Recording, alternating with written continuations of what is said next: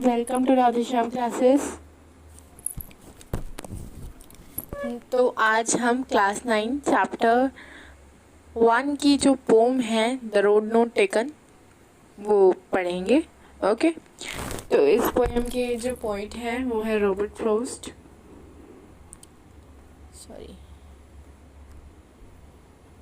इस पोएम के जो पॉइंट है वो है रॉबर्ट फ्रॉस्ट। रॉबर्ट फ्रॉस्ट क्या है, वेल नोन पोएट है। ये एक अमेरिकन पोएट है। ठीक है, ये बेसिकली सिंपल वर्ड्स में लिखते हैं, लेकिन ये इनसाइड मीनिंग्स लिखते हैं जो हमारी लाइफ से इनसाइड रिलेट करते हैं। इस टाइप से ये लिखते हैं। ठीक है, तो आपको पोएट का नाम याद रहना चाहिए। पोम में सबसे इम्पोर्टेंट चीज़ होती है पोएट का नाम। ठीक है, इसके क्वेश्चंस पूछे जाते हैं एक्सट्रैक्ट बेस में। पहला क्वेश्चन यही होता है, what is the name of poet. Okay okay, तो let's start with the poem. Two roads diverge in a yellow wood. दो रोड डाइवर्ज हो रही थी येलो वुड। येलो वुड क्यों बोला है? क्योंकि बहुत, इससे क्या इंडिकेट हो रहा है कि पुराने पेड़ थे बहुत।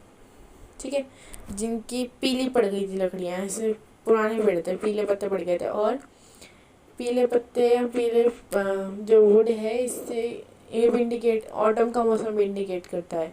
ठीक है, and sorry I could not travel both. वो कहता है कि भाई दो रोड थी, जब मैं जहाँ पर वो खड़ा था इस समय, उस जंगल में दो रोड थी। ठीक है, दो रोड डाइवर्ज हो रही थी, एक रास्ता इधर जा रहा था, एक रास्ता उधर जा रहा था। वो अकेला बंदा था तो दोनों को ट्रैवल नहीं कर सकता था, है ना। I could not travel both and be one traveller. भाई अकेला ट्रैवलर था तो दोनों रोड ट्रैवल नहीं कर सकता था। Long I stood and I looked down one as far as I could to where it went the undergrowth. तो वो क्या कहता है कि मैं वहाँ पर खड़ा, काफ़ी देर तक खड़ा रहा और क्या सोचता रहा, देखता रहा कि as far as, जहाँ तक मैं देख सकता हूँ, मतलब जहाँ तक रोड्स बेंट नहीं हो रही है, जहाँ पे वो झाड़ियों से छिप नहीं रही है, अंडरग्रोथ, बेंट इन अंडरग्रोथ, झाड़ियों से छिप नहीं रही है, बेंट नहीं हो रही है, जब जहाँ तक मेरी नज़र जा रही थी मैं वहाँ दोनों रोड्स को देख रहा था। ठीक है, खड़ा हुआ। तो फिर कहता है then I took the other just as fair and having perhaps the better claim because it was grassy and wanted view through as for the passing there had warned them really about the same. ठीक है, तो पहले क्या होता है कि भाई वो डाइवर्जन पे जब खड़ा होता है तो दोनों रोड्स पे वो ट्रैवल नहीं कर सकता, इसलिए वो वहाँ पे काफ़ी देर तक खड़ा होकर दोनों रोड्स को देखता है। एज फार एज वो देख सकता है उतना, जब तक रोड सारी बेंट नहीं हो जाती, मतलब रोड को जितना वो देख सकता है वो देख सकता है, जितनी दूर तक वो देख सकता है वो देखता है, जब तक रोड बेंट नहीं हो जाती या झाड़ियों में छिप नहीं जाती आगे जाके वहाँ तक। ठीक है, फिर क्या होता है, तो फिर उसने दूसरी वाली चूज़ करी जो उसे लग रही थी कि ये सही है। ठीक है, and having perhaps better claim, और उसको ऐसा लग रहा था कि शायद ये रूट मेरे लिए ज़्यादा बेटर है। ठीक है, because it was grassy and wanted wear. Grassy and wanted wear का मतलब कि वही उसमें ग्रास ज़्यादा थी और वॉन्टेड वियर उस पर कोई चला नहीं था, ग्रास ज़्यादा थी इसलिए उस पर कोई चला नहीं था। Through as for the passing there had want them really about the same. पर जब वो उस पर चला, थोड़ा सा आगे चला गया, तब उसे रियलाइज़ हुआ कि दोनों रास्ते लगभग समान हैं। ठीक है, तो इनका दोनों का सिंबॉलिक मीनिंग क्या है, जैसे हमारे पास लाइफ में इन्हें कहा ना कि दो रोड्स पे ये खड़ा था, इसके पास चॉइस थी दो रोड्स की, ये सोच रहा था बहुत देर तक। इसी तरीके से हमारे पास लाइफ में बहुत चॉइसेस होती हैं, हमें बहुत, जब तक हम उन चॉइसेस में फाइंड करते हैं कि क्या लॉस है, क्या प्रॉफिट है, क्या हमारे लिए सही होगा, ये हम बहुत चॉइस करते हैं। हमारे पास जो इतने सारे रास्ते होते हैं उसमें हम यही देखते हैं, जैसे ये देख रहा था ना, बहुत दूर दूर तक रोड्स को देख रहा था, जितनी दूर तक इसकी नज़र जा पाई दोनों रोड्स को देख रहा था, वहाँ लॉन्ग टाइम तक खड़ा था। ठीक है, इसी तरीके से हम बहुत सारी चॉइसेस के लिए इतना सोचते हैं कि क्या सही होगा क्या गलत होगा, ये वो इंडिकेट कर रहे हैं। दूसरी बात में क्या इंडिकेट हुआ, जैसे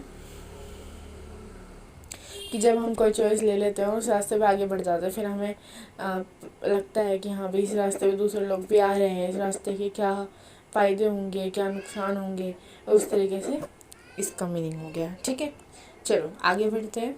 and both the morning equally lay in leaves no step had trodden black.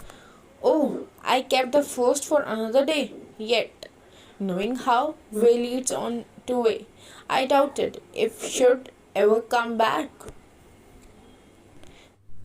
तो वो कहता है कि उस मॉर्निंग में वो उस रोड पर चलने वाला वो पहला शख्स था।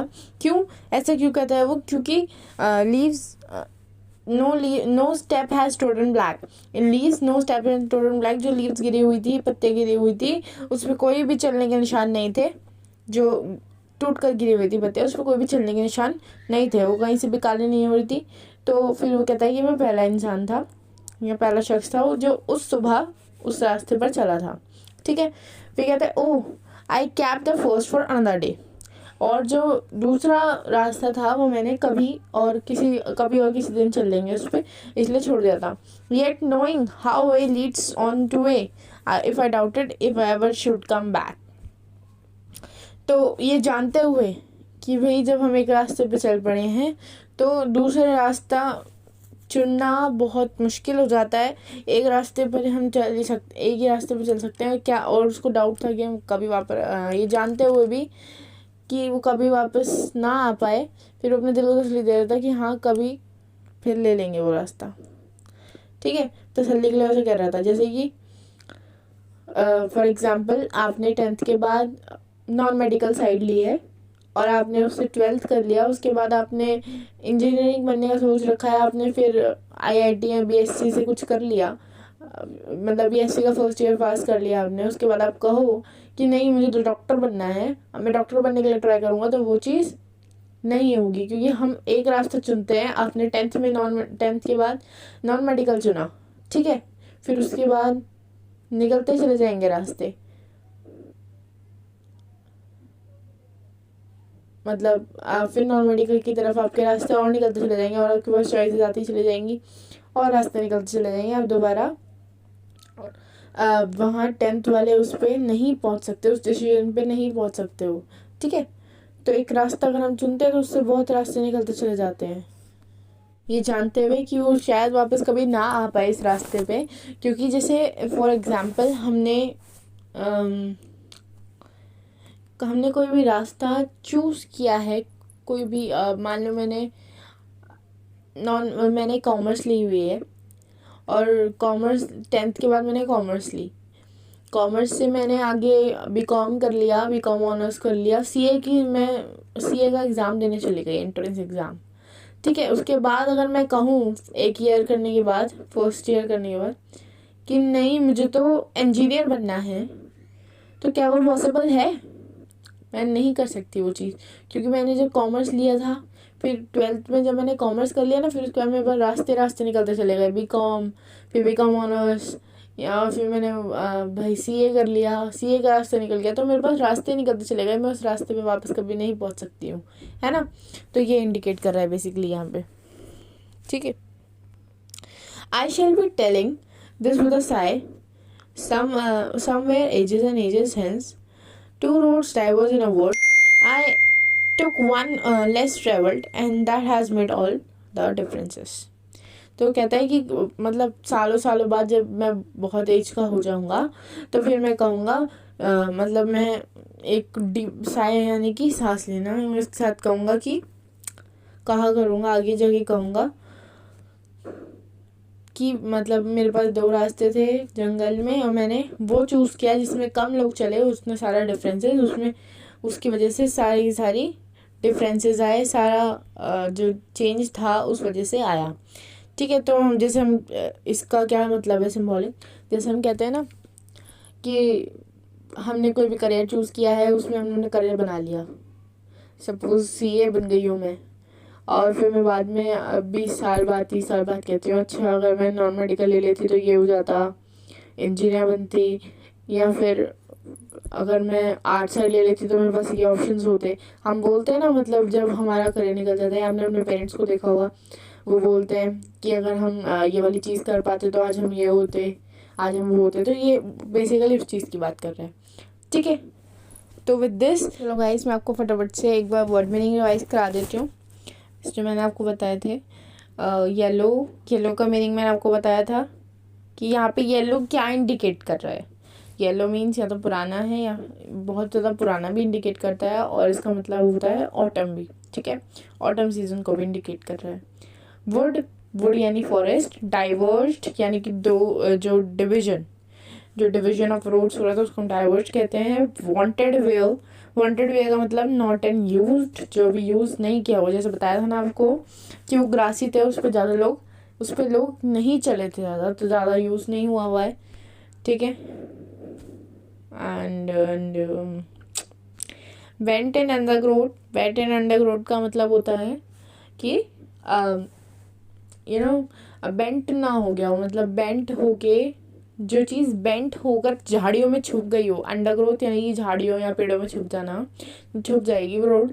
तो वो वही देख रहा था कि वहाँ दूर तक देख रहा जब तक वो बेंट नहीं हो गई थी रोड और पेड़ों में झाड़ियों में छुप नहीं गई थी, ठीक है। ट्रोडन ब्लैक यानी कि कुचला हुआ काला, जैसे कि अभी बताया था ना आपको कि वो लीव्स कुचली हुई नहीं थी, काली नहीं हो रही थी, ठीक है। सो हो गया हमारा चैप्टर पोम ओवर, ठीक है। So please subscribe to my channel, like and share my videos, और सब्सक्राइब करे बिना बिल्कुल मत जाना गाइज। ये आपके लिए चैनल इन्फॉर्मेटिव होने वाला है बहुत, क्योंकि मैं आपके लिए अच्छी वीडियोस पोस्ट करूँगी, और 9th की और 10th की वीडियोस इंग्लिश चैनल की आपको इस पर मिलेंगी, इंग्लिश की। तो बिल्कुल भी सब्सक्राइब करे बिना मत जाना, और नोटिफिकेशन बेल को प्रेस करना मत भूलना, ठीक है गाइज। और मैं पूरी कोशिश करूँगी कि आपके लिए अच्छी से अच्छी वीडियोस ला पाऊँ। एंड बस यही था आज के लिए। And okay, time to good bye. तो बाय बाय, राधे राधे।